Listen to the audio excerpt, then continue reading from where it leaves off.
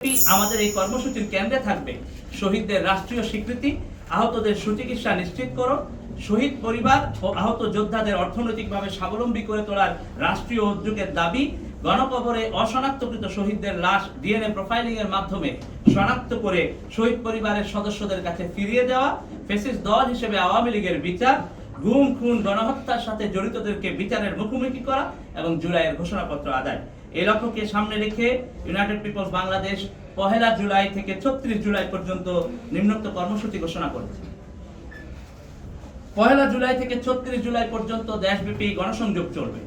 4 জুলাই বরিশাল বিভাগীয় গণসংযোগ, 5 জুলাই রংপুর বিভাগীয় গণসংযোগ, 11 জুলাই চট্টগ্রাম বিভাগীয় গণসংযোগ, 12 জুলাই সিলেট বিভাগীয় গণসংযোগ, 15 জুলাই নারী শিক্ষার্থীদের প্রতিরোধ স্মরণ, 16 জুলাই দোয়া ও শহীদদের কবর জিয়ারত, 18 জুলাই বেসরকারি বিশ্ববিদ্যালয়ের শিক্ষার্থীদের প্রতিরোধ স্মরণ, 19 জুলাই রাজশাহী বিভাগীয় গণসংযোগ, 18 জুলাই খুলনা বিভাগীয় গণসংযোগ, 19 জুলাই রাজশাহী বিভাগীয় গণসংযোগ, 19 জুলাই মাদ্রাসা শিক্ষার্থীদের প্রতিরোধ স্মরণ, 20 জুলাই মেহনতি মানুষের প্রতিরোধ স্মরণ, 25 জুলাই ময়মনসিংহ বিভাগীয় গণসংযোগ, 26 জুলাই ঢাকা বিভাগীয় গণসংযোগ, 1 আগস্ট জুলাই ঘোষণাপত্রের দাবিতে বিক্ষোভ মিছিল, 3 আগস্ট হাসিনা পতনের এক দফা দাবি স্মরণ, 5 আগস্ট গণ অভ্যুত্থান ও নতুন বাংলাদেশ দিবস উদযাপন।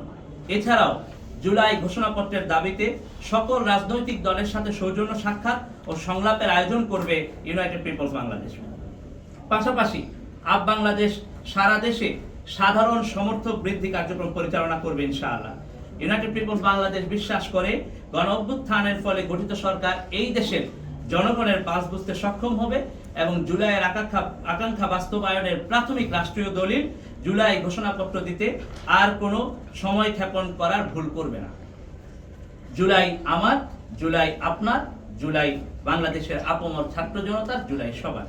আগামী দিনের বাংলাদেশের রাজনীতি ও নতুন বাংলাদেশ নির্মিত হবে বাংলাদেশের আপমর ছাত্র জনতার জুলাইয়ের এই গৌরবোজ্জ্বল লড়াইয়ের ফলে যে আত্মত্যাগ এবং কোরবানি তাকে সামনে রেখেই জুলাইয়ের আকাঙ্ক্ষার বাস্তবায়নই হবে আগামীর বাংলাদেশের রাজনীতি।